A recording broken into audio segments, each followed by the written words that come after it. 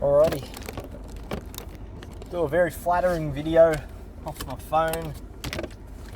I'm pretty sure I can upload this. Anyway, it's going to be one of my driving ones because I can't.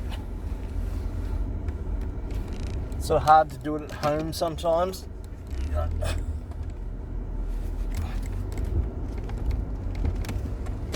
Yeah, you got other things going on. A partner there as well, and she doesn't want to have to listen to me dribble on too much. Because I do that anyway, and I'm sure it annoys the hell out of her. Just getting to it. What we need to do, or what we can do, what we should do, in my opinion,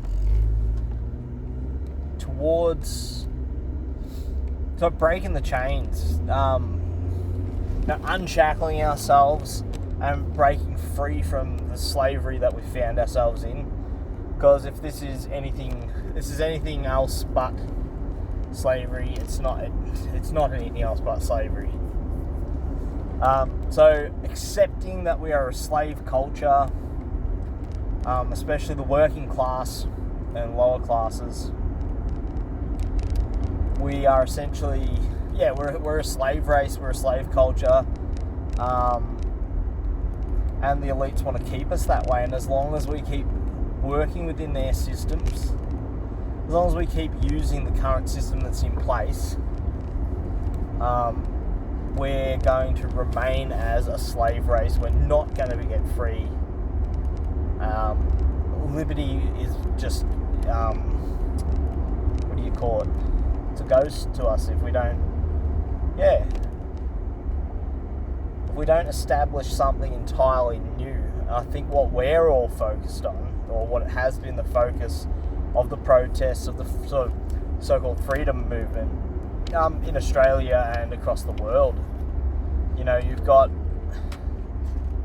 all these people getting together, and they want to change the current system, and they want to try and put people in place in the current system that are going to make all these changes, all these great things can happen, and we'll go back to what they call normal. Like, they want to get life back to the way it was before COVID, not fully realising that pre-COVID was no better off than what we have now in the current or post-COVID world.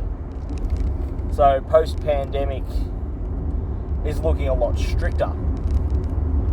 It's a lot more outwardly totalitarian and authoritarian than what we had before. So what we had before, it was thinly veiled, and we were being silently manipulated and directed, and like piece by piece, they started introducing more and more legislation, sort of much under the table, that the public were unaware of anyway. That that's what gave them their foothold, really. And this has been going on for decades. This isn't something new. And then we find ourselves now when we're like, oh, what the fuck? What happened? How did we go from being like? Because what the illusion was that, what's this dickhead doing? Are you fucking right? Sorry, my bad. Some cocksucker on the road, driving like an idiot. Anyway, it happens. And I always get angry about it. We are living in a world that has basically put us into a pacified state. And people we're incapable of really fighting. And what I hear from a lot of people, including, I think it's Jordan Peterson or one of those people, and I watched a video earlier, it was his message to the Canadian freedom truckers, trucker convoy, and how they always say the same thing. And then Russell Brand, another one who always preaches non-violence, and on the same to a point, and I understand non-violence. Do not be violent towards others, even provoked. Don't go out of your way to commit an act of violence against someone. However, what we need to do in establishing, our own society, we really need a new social order of our own. We don't want to try and use the system that's in place. The system that is in place is broken, slowly consuming itself, and it's going to, look, anyone that continues to want to actively participate in and try and change it, it will swallow you too, and you'll go down with the proverbial ship. It's going to happen. It's slowly consuming itself. The degradation of the current system is clear for anybody to see who is paying attention. It's failing. And this is sort of, I believe, this whole Great Reset idea, this Davos initiative, is just, the elite's way of trying to cling to something that is dying. Because they talk about sustainability when we talk about Agenda 21. They talk about it's the UN's sustainability plan for the year 2030. Like, to have all these, they've got all these plans in place to have the world they want it to be. And the Davos initiative, the old you'll own nothing and be happy about it, and all these things. I think I've trailed off a bit, but all these things preaching sustainability are not truly sustainable. What they're trying to sustain isn't the natural world, it isn't natural law, it doesn't fit in with, the basic core reality of humanity, of the universe. It doesn't fit in, but what they are trying to sustain is themselves. That's what their sustainability is, so that they can sustain themselves, so that they can continue on as rulers of the world. That's what they're trying to sustain. So whenever you hear about them talk about sustainability, they're not talking about the environment really, they're not talking about the people, and they're not talking about sustaining a peaceful society, creating, and that's the other thing, they're always talking about sustainability. They're not talking about our sort of creatability, our creativity, our ability to make something new and better. They don't want to make new and better. New and better means that they don't have any power anymore because they can't be better. They don't want to be better. They want to continue their reign of terror. They want to stay in control. And like I said, so people that are preaching passivity, and yes, they're preaching non-violence, and non-violence is a great thing to live by. Do not commit an act of murder, as in, like, when we differentiate between the different varieties of violence. So I'll take it back, so I'll use something from the Ten Commandments. I'm not religious, so I can't stress that, but they're very applicable to any aspect of life. It's apparent, a part of, that whole Ten Commandments thing became the creed by which most societies lived by anyway. So, the thou shalt not murder, thou shalt not kill. To go out and murder is a premeditated, deliberate act of violence against someone else. It is a going out seeking violence against someone. But do not forget to defend yourselves. So, look, what I'm getting at is we need to establish our own society, a new system of governance to a point. I believe we need some form of order in the world within our groups, and we need, it's like, I saw a t-shirt, I think it must have been Mark Passio, or someone wearing a t-shirt, and he said anarchy is not the absence of rules, it's the absence of rulers. Or it does not mean no rules, it means no rulers. So what we want is, we want anarchy, we want the absence of rulers, but we still have to have a set of rules, so we need to establish our own society. That needs to be thought out by some very smart minds, but we can't fall into the trap of George Orwell's Animal Farm. We don't want that trap. We don't want it to become another dictatorship because we tried to live communally. Don't want to fall into the trap of like Stalinism, that form of communism, which isn't true communism anyway. But we really do need a sort of a new age or new socialist movement that is better thought out. And people need to be taught, we need to teach each other to let go of greed, understanding it and learning from an early age to take no more from the earth than you need. I think that's important.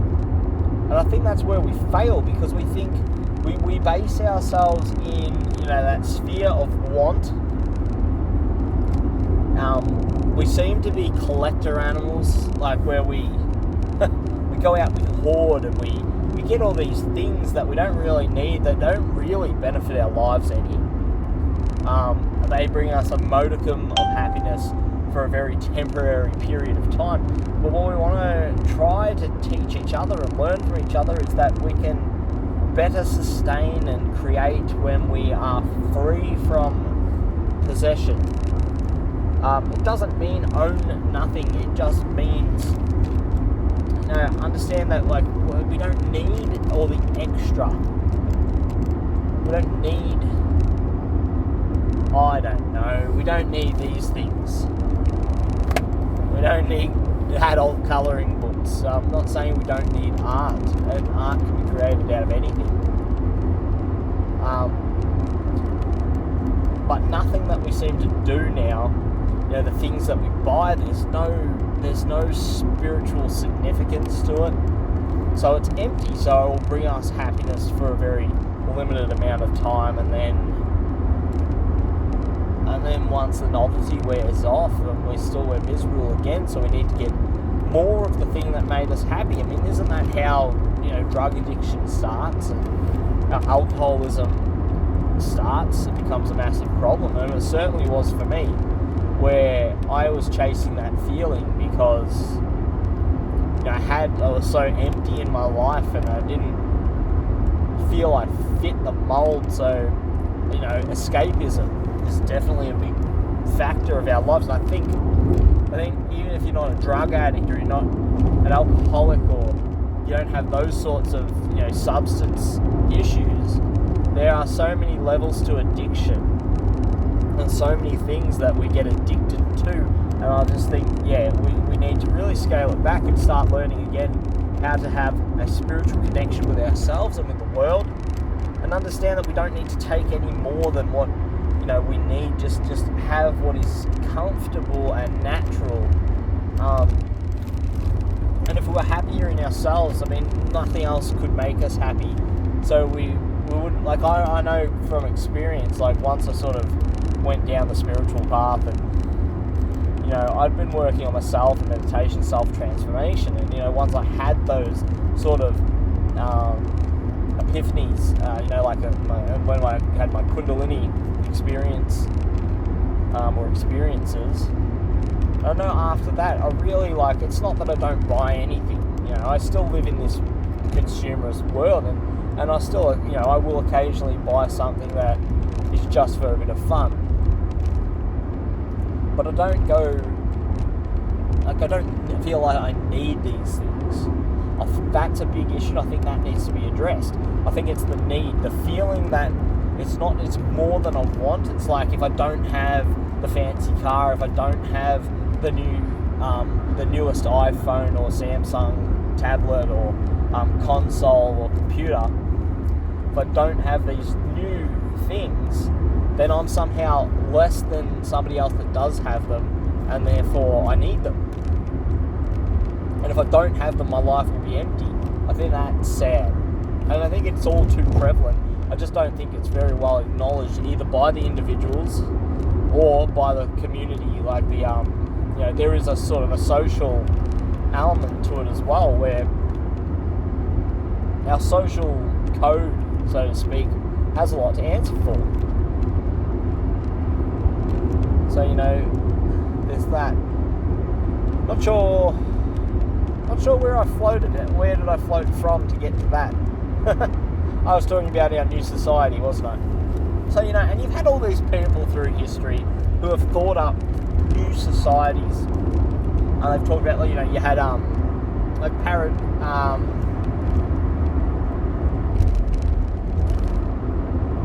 what was that?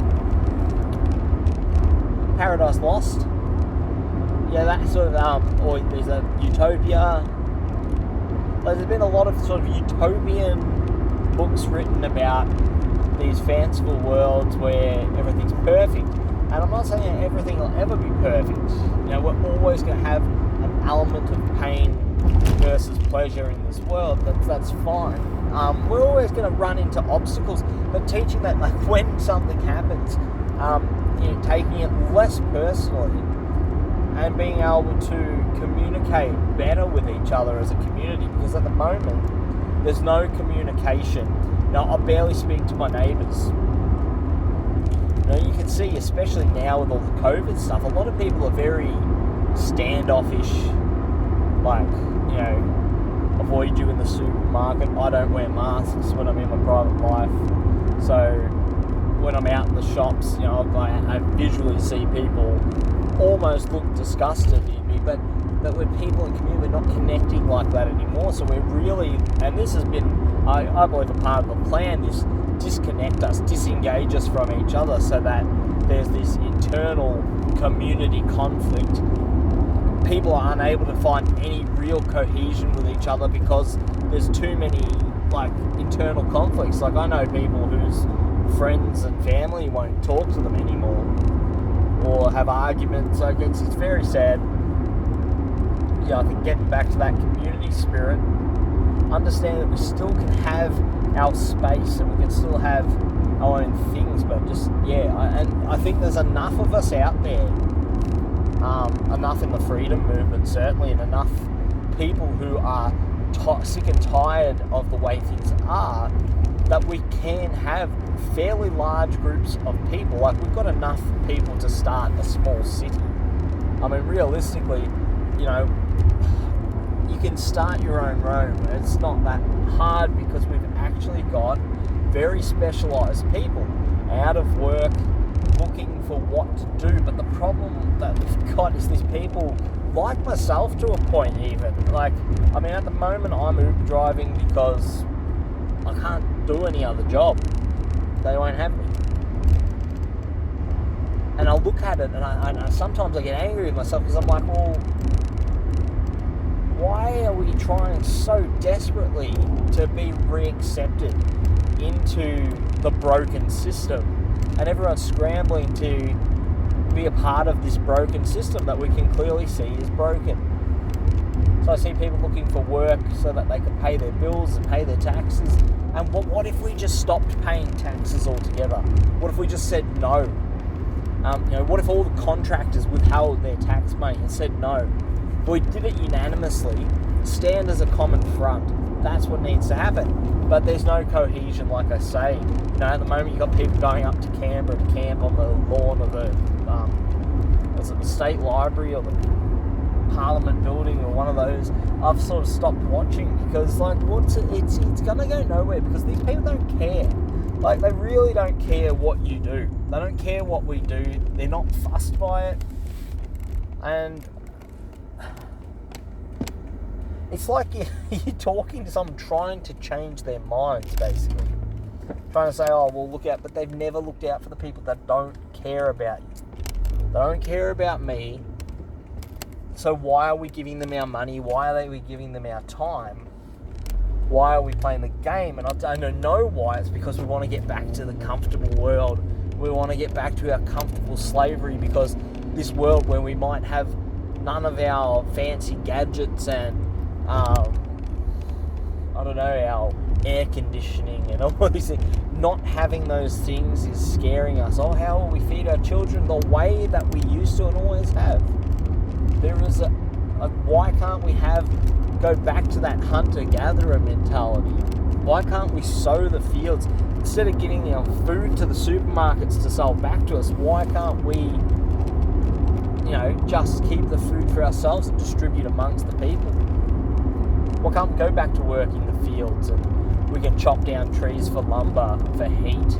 We've got means, we've got ways to do things. Our government will try to stop us, and that's what I was getting at earlier, that if we try to do this, if we genuinely get enough people, and I'm talking we'd probably realistically need at least, say you could probably kick it off with 100 people.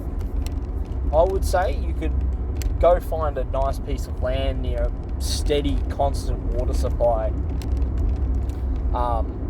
Get a few, like I'm sure some of them we could get a few water tanks out there, get them situated in a good spot where they could fill.